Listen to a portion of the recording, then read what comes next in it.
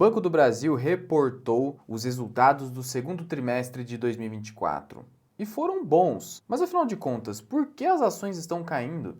O Banco do Brasil ficou caro? Qual o seu novo preço teto? O que está por trás dessa queda no dia após a publicação do resultado? Então vem comigo. E como eu disse para vocês, Banco do Brasil nesse momento está caindo quase 0,5%, mesmo após reportar um lucro do semestre de 18,8 bilhões de reais, sendo um lucro ajustado de 9,5 bilhões de reais nesse trimestre. Mas o porquê disso? Mas antes de te falar o porquê, eu quero te lembrar que quando você investe na Bolsa de Valores, você tem que tomar cuidado com o imposto de renda, tanto na declaração quanto no pagamento. E para isso, para te ajudar, para te deixar livre das preocupações do imposto de renda, eu indico para você o aplicativo da Grana, que é indicado pela B3 e é um aplicativo que vai resolver completamente o imposto de renda para você na Bolsa de Valores. Por meio desse aplicativo, você pode pagar os valores atrasados que você teve desde 2020, tudo por dentro do aplicativo. Você consegue automatizar tudo isso, consegue fazer a retificação do seu imposto de renda da Bolsa de Valores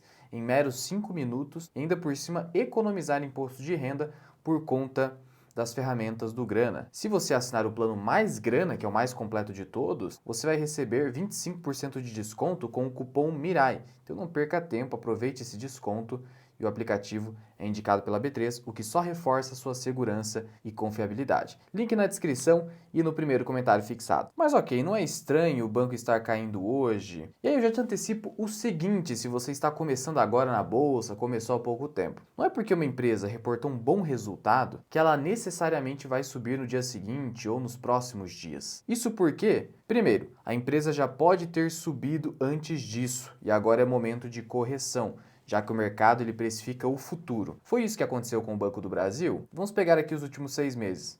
Não, o Banco do Brasil caiu nos últimos 6 meses. No último mês, também caiu. Então não foi isso que aconteceu. Outra hipótese, pode ser simplesmente um dia de baixa da Bolsa de Valores. Isso acaba arrastando a maioria dos ativos. Só que nesse caso, não é bem isso, já que a Bolsa, e a gente mede pelo Ibovespa, está subindo quase 0,7% hoje. Então é algo afora essas hipóteses. E aí, acaba sendo a hipótese mais comum de todas, que é a seguinte: se uma empresa reporta um resultado que já era esperado ou não superou muito as expectativas do mercado, a ação não vai sair disparando. Veja que mesmo que se uma empresa reportar prejuízo em determinado período, se esse prejuízo já era esperado, ou se o prejuízo foi muito abaixo do que se esperava, a ação vai subir apesar de ter apresentado prejuízo. É assim que funciona a precificação de curto prazo dos ativos na Bolsa de Valores. Ainda você tem uma quarta hipótese: o Banco do Brasil estaria caro? Vamos falar a respeito disso. Mas a verdade é que essa pequena queda, é uma queda bastante baixa, decorre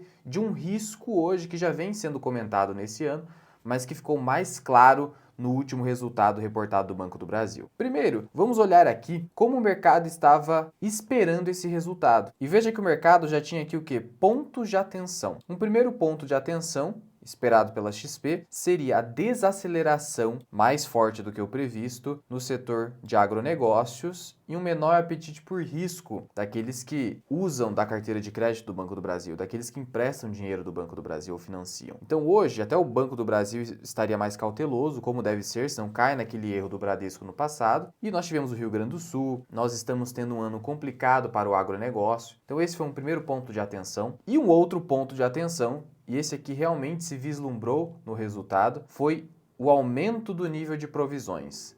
Lembrando que provisão não necessariamente é um prejuízo, mas o que acontece é o seguinte: o banco espera uma inadimplência maior, ou seja, ele espera não receber o valor contratado. Em razão disso, ele se antecipa a isso e pega parte do lucro e lança como uma provisão, que acaba sendo um prejuízo pro forma, porque ele já está antecipando um prejuízo que ele vai ter no futuro. Isso é importantíssimo no balanço dos bancos. Porque se o banco acabar recebendo esse valor que ele provisionou, isso vai ser muito positivo para o banco e para os acionistas, porque esse valor que foi anteriormente provisionado acaba sendo liberado. Pode integrar o patrimônio líquido, pode acabar gerando dividendos extraordinários. Veja que o JP Morgan esperava um lucro de 8,5 bilhões com um ROI de 21%. Mas será que foi tudo isso que aconteceu? E o banco acabou superando essa projeção, lucrando 9,5 bilhões, uma alta em relação ao ano passado, então o banco está conseguindo continuadamente melhorar o seu lucro líquido, isso é positivo, mas a alta já não é mais tão grande assim. E qual foi o retorno sobre o patrimônio líquido, que é importantíssimo nos bancos, porque afinal de contas, se você tem um retorno sobre o patrimônio líquido baixo, abaixo da Selic, por exemplo, você tem um banco que vai estar em crise. É o que aconteceu com o Bradesco, que chegou a ter um ROI de 8%, até abaixo disso, e aí o mercado acabou precificando o ativo para baixo, porque você ter um retorno sobre o patrimônio líquido abaixo da Selic é um problema muito grande, porque você poderia simplesmente pegar o seu dinheiro e ganhar a Selic, não precisa investir num banco que não dá esse retorno acima da Selic. Então isso é um ponto muito importante. O banco só deve estar tendo um retorno abaixo da Selic quando ele está num forte crescimento, como os bancos digitais. Afora esses casos, um banco já consolidado como o Bradesco, o mercado não gosta nada disso, por isso que o banco caiu bastante. Mas aí o banco mostrou uma recuperação e acabou disparando na bolsa de valores. Para quem me acompanha aqui no canal já sabe disso. Mas aí tivemos o quê? Provisões maiores. Então esse ponto de atenção acabou se concretizando. Então, aparecendo um risco maior de inadimplência no Banco do Brasil, ele deve ficar mais cauteloso no crescimento da carteira de crédito e o ROI pode até se manter ou cair um pouquinho, mas as provisões devem subir. Veja que a carteira de crédito ampliada cresceu, então o banco continua crescendo, cresceu 13%, cresceu acima da Selic, excelente, acima da inflação. É isso que a gente espera numa empresa. A gente precisa ter um ganho, uma evolução numa empresa que a gente investe acima da inflação pelo menos, senão fica difícil você justificar o investimento em renda variável. E olhando aqui para o resumo do desempenho apresentado pelo Banco do Brasil, o que nós temos? Nós temos que o lucro líquido cresceu muito bem. Olha só, no segundo trimestre de 2023 estava em 8,7 bilhões, o que já é um lucro incrível. Bradesco lucrou quase 5 bilhões de reais numa recuperação. No primeiro trimestre de 2024, o lucro já foi muito bom, 9,3 bilhões e agora 9,5. Então, em termos de projeção de lucro líquido que tivemos no começo desse ano, o Banco do Brasil deve alcançar aquele guidance, que é a projeção de lucro futuro, entre 37 a 40 bilhões de reais. Seria o lucro recorde histórico do banco. A margem financeira bruta cresceu. Isso é positivo, significa que o banco está conseguindo melhor rentabilidade aqui com seus clientes e com o mercado. Retorno sobre patrimônio líquido, que é muito importante, 21,7%. Ele está conseguindo manter esse patamar, então foi acima inclusive o que esperava ali grande parte do mercado. Índice de Basileia deu uma caída. Isso é um pouco ruim, mas estando aqui acima de 12%, você pode ficar tranquilo. Isso aqui mede a alavancagem do banco, a relação entre capital próprio e capital de terceiros do banco. Tudo bem, acima de 12% você não precisa se preocupar. Despesas administrativas cresceram. Então, aqui está um grande ponto. Se você não tem uma receita crescendo, e aqui a receita de um banco é resultado financeiro, basicamente, se você não tem ela crescendo, mas as despesas crescendo, isso vai dar problema no futuro. Não é o caso do banco. Cresceu despesa, mas cresceu bem mais o seu lucro líquido e a sua receita financeira. E cresceu margem, o que é positivo. A gente teve ali, a título de provisão, uma queda em relação ao primeiro trimestre, só que quando você compara com o ano passado, a alta é certa. Inclusive o banco reprojetou a sua previsão de provisões. Mas algo que é muito positivo, e aqui que você tem que acompanhar uma empresa, ela tem que evoluir o seu patrimônio líquido, porque o patrimônio líquido é o dinheiro que pertence ao acionista, a você, a mim, a todos que investem no banco. Então, patrimônio líquido no ano passado, 167 bilhões. Nesse ano já foi para 179 e agora já subiu para 181. Isso é muito legal. Isso significa que o seu dinheiro está evoluindo, mesmo que você não veja uma valorização de curto prazo. E aí o indicador preço sobre valor patrimonial da ação acabou caindo. Por quê? Porque o patrimônio líquido cresceu, teve uma evolução que é positiva e as ações caíram nesse ano como a gente viu. E aí ficou em 0,89. Então o banco ficou mais barato hoje do que estava ali no ano passado.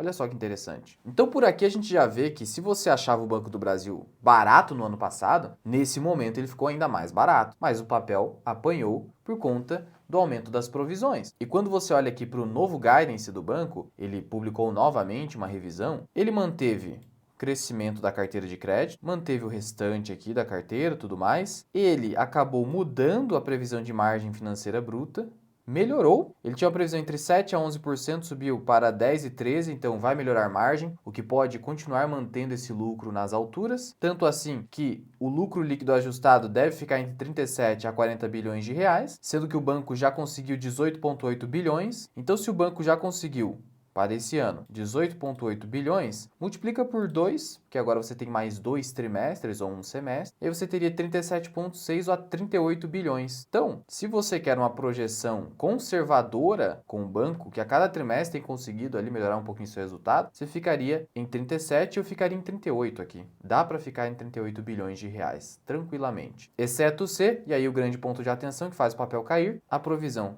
PCLD ampliada em bilhões de reais. Seria entre 30 a 27 bilhões, já teve 16 bilhões, então já teve aqui um valor considerável de provisão, e aí o banco está esperando um aumento entre 34 a 31 bilhões de reais. Por isso que dificilmente ele vai ultrapassar 38 por conta do aumento das provisões. Mas ainda assim, 38 bilhões, vamos trabalhar com esse número e aí a gente consegue chegar no novo preço teto de Banco do Brasil. Sendo que o Banco do Brasil, quando você olha para a fórmula do Benjamin Graham, que funciona com empresas da velha economia, e dá para dizer que o Banco do Brasil seria uma empresa da velha economia, você tem ali um preço atual de 26 e um preço justo de 62. Só que o Graham, ele sempre preconizava por pelo menos 50% de margem de segurança. Então, se ele tem 133% de rentabilidade, segundo o Graham, você poderia comprar na metade desse preço. Então, seria 62,59, metade do preço, né? Então, ficaríamos aí com 30, 31 reais de margem para você comprar nessa região. Então, pelo Graham, você teria uma excelente margem para comprar Banco do Brasil. Não é nenhuma recomendação, só estou te dizendo aqui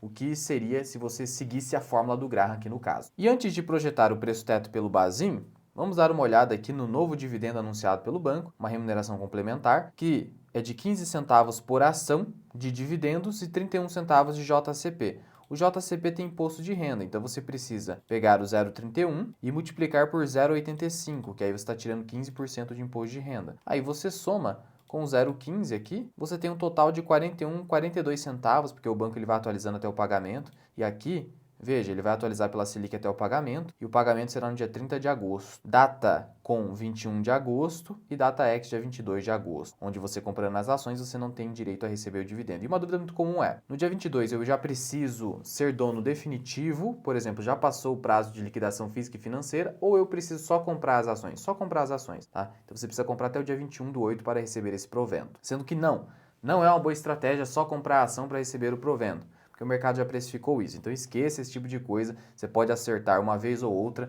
mas garantir consistência nesse método, dificilmente você vai conseguir. Daí quando a gente olha para os dividendos que já foram pagos esse ano, 1,28, e aí você soma com esse 41 aí, você tem 1,69, ainda tem mais um semestre, então você pode multiplicar por 2, você poderia ter um dividendo projetado de 3,38, olha só, seria um dividendo bem alto, hein? Já que você tem aqui R$2 por ação. Mas vamos considerar o seguinte, já que o banco tem um payout de 45% e o lucro deve ser de 38 bilhões, vamos pegar 45% disso. Eu chegaria a 17,10. Isso do quê? Lucro por ação? Não é lucro por ação. Aqui eu estou aplicando a taxa de payout em cima do quê? Em cima do lucro projetado, que nós vimos. Então aqui eu tenho o dividendo total que será pago. Agora eu preciso dividir pelo número de ações atual do Banco do Brasil, lembrando que teve desdobramento. Como que eu faço isso? Aqui no Investidor 10 eu posso simplesmente clicar aqui em empresa, ele vai me direcionar aqui para o total de ações, 5,7 bilhões. Aqui eu tenho 17,1, para simplificação eu vou dividir por quê? 5,7, valor aproximado, eu chegaria a R$3 por ação, R$3 por ação. Então esse é o dividendo que você pode esperar. Nesse momento, o Banco do Brasil custa 26,16. Então, vamos dar uma olhada aqui na margem de segurança pelo critério do Basel. Então, vamos dividir esses R$3 por 7%. A gente chegaria no preço teto de R$ 42,85. Mas, já que é uma estatal, e já que agora tem um risco adicional de inadimplência, provisões, vamos exigir um prêmio de risco de pelo menos 9%. Ainda mais com a Selic agora em 10,5%. Então eu diria que você deve utilizar R$3 dividido por 0,09, que é 9%. Então você teria um preço teto de R$ 33,33 hoje. Até R$30 tá bem tranquilo de comprar Banco do Brasil segundo o Basel. E ainda você tem ali até mais ou menos em 30, R$31 também no Graham. Então hoje Banco do Brasil está barato sim, mais barato do que o ano passado, como eu mostrei para vocês. E por fim, comparando aqui com o Itaú, Luan, você está comparando com o Itaú. Mas sim, porque hoje o melhor banco do Brasil atrás do Itaú é o Banco do Brasil. Por mais que tenha gestão estatal, a gente está vendo que em termos de rentabilidade é o único que está junto com o Itaú. E aqui eu não estou falando de banco de investimento, como por exemplo BR Partners e BTG, que conseguem, mas bancos aqui múltiplos, Itaú e Banco do Brasil. Índice preço-lucro, Banco do Brasil. PVP, Banco do Brasil, praticamente tudo na metade. Você vai perceber tudo na metade. Olha só como o mercado penaliza uma empresa que tem o Estado no meio, precifica a metade de outra empresa similar em termos de rentabilidade e lucro. Dividend Yield, Banco do Brasil. Já o ROI, muito aproximado, muito aproximado. Então hoje, apesar de eu gostar mais do Itaú, eu vejo que Banco do Brasil ainda é interessante, mas deve andar de lado. Por quê? Porque enquanto o mercado não verificar uma redução das provisões ou reversão das provisões ou uma normalização da inadimplência, o mercado vai continuar batendo aí no papel, mantendo ele de lado. Mas para quem quer acumulação, visando margem de segurança nesse momento como a gente viu, é um momento interessante. Lembrando, pessoal, que eu sou consultor de investimentos certificado e eu posso montar a sua carteira de investimentos ou só acompanhar a gestão dela, fazer uma gestão ativa da sua carteira. Um acompanhamento personalizado comigo via reuniões mensais, meu WhatsApp pessoal, perguntas e respostas, ou seja, um trabalho muito personalizado comigo, não tem terceirização de trabalho. Por isso, se você quiser conhecer o meu trabalho de consultor de investimentos, quiser uma reunião comigo, eu vou deixar o link aqui na descrição e no primeiro comentário fixado e também de nossas mentorias. Sendo que na área de consultoria firmamos uma parceria com a UVP Consultoria ou a UVP Capital, que agora é a nossa parceira. E claro, não deixe de comentar aqui embaixo o que você espera para Banco do Brasil, tem carteira, está comprando, está aguardando e compartilhar esse vídeo com seus amigos. Muito obrigado por ter ficado comigo até aqui. Eu sou o Luan, esse que é o canal Mirar Investing. Até o próximo vídeo. Fui!